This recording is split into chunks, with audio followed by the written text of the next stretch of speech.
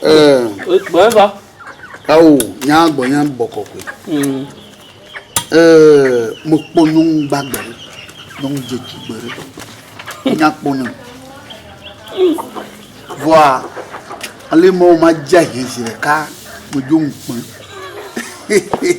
Tare, bon anglon, long l'état, love l'état. Anglon, anglon, me pèse, menton, il veut me joindre.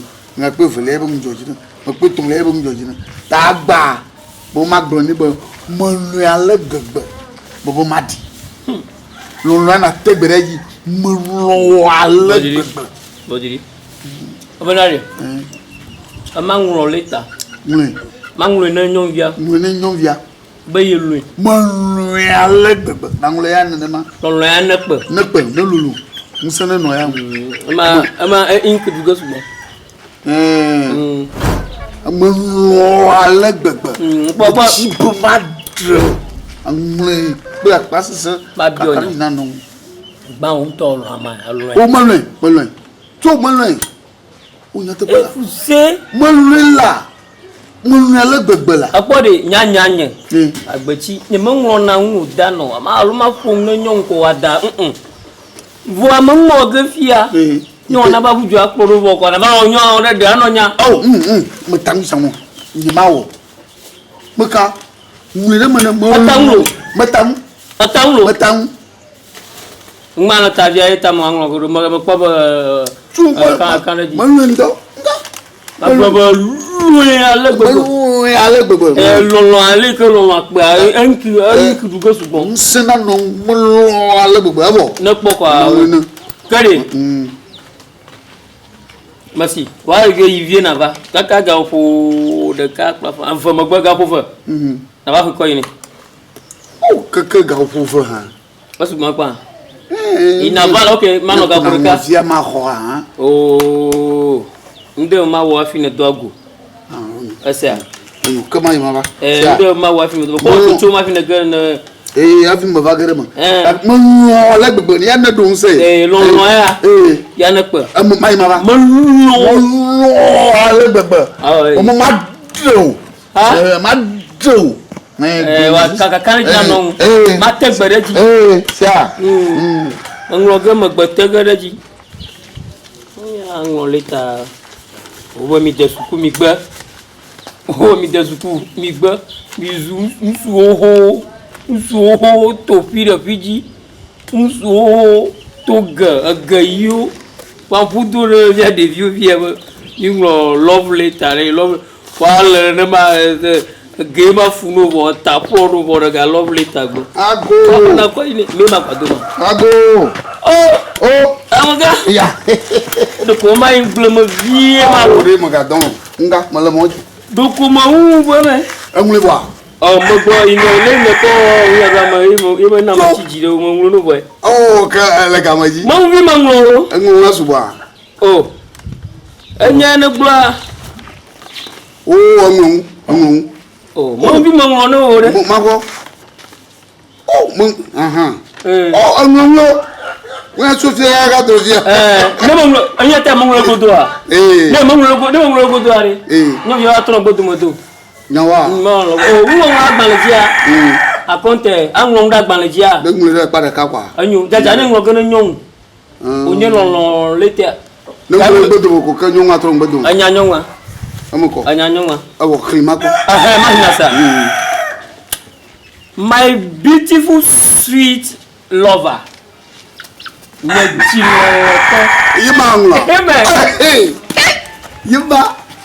I love you so that in fact I didn't love my mother like that. Like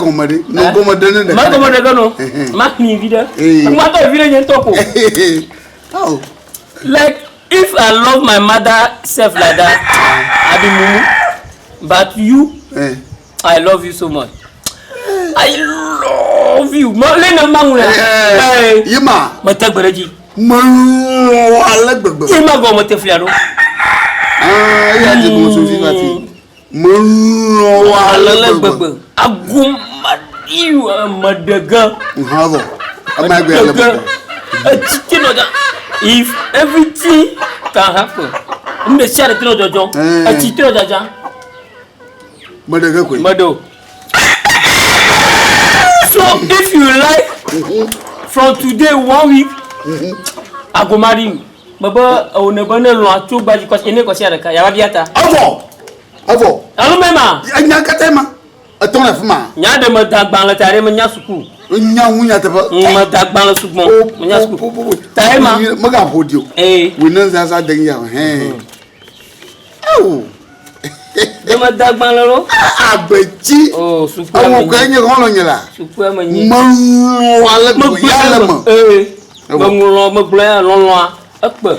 Tado imagfa ba be za. Adu pen. Wo maga tijo. Kwene nilula na wana manya titi nyangero na alulari na wana manya wana nanya kaka wotro ya na mayiko ma vaga gbo na mo vakwa nya jimu de koroma ma je biya te tira ba chupare kare ba gani hapo ba puse ufutumu no asora kweri utumu no asora kweri ko su huma ga tugbejeji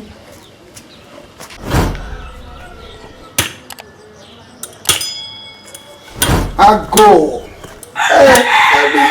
ya yo wali na ma ko ni tavino nyawa nkaleta o clean nyale mo kwa na nyane lo ko na won chi do ne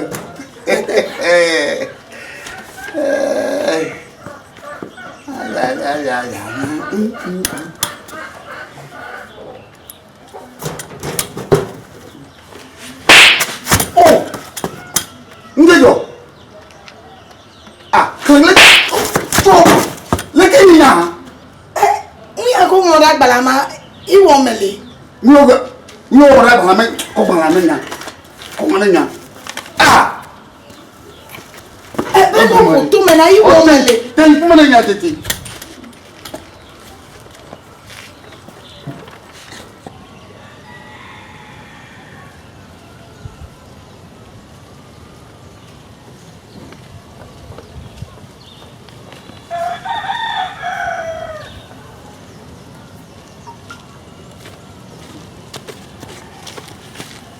Davi ajo.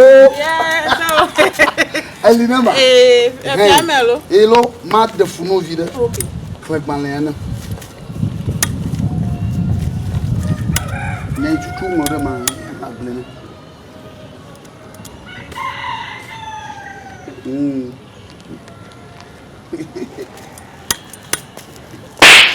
Oh! Lakinya. Klemuna ma alo mo ngaji poma.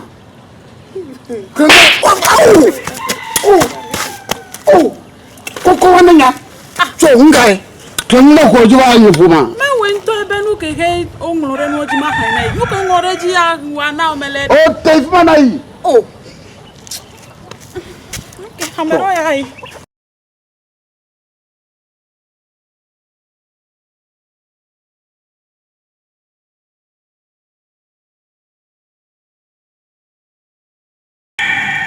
Doctor's advice.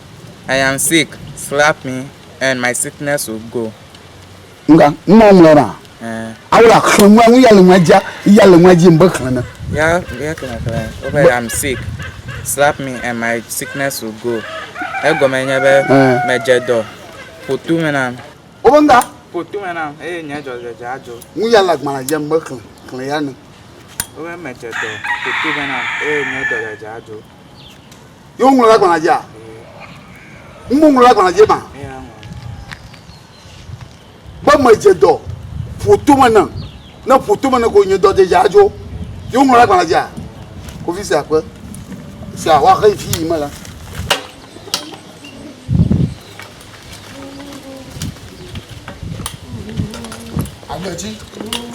Agbechi yeah yeah ko kele tani lakoje kele tani le tema hino chafi ne ko hino kache de leta na de leta na d'accord. Pusani. Parole est d'accord. Pusani. Eh. Ani moto. Église à la Ngo comment on a offre. Offre. Ah. Gabaka. Offre. Gaba. Asato mabi. Asato. Ah. Nene. Mano te manda fo pa. Eh, ne magalenge ka. Ba o ba fo ka. Ah, po la fo mu se wa ko la. Ah, asato. Adumika. Zomika fo ama. Zomika. There's Foco.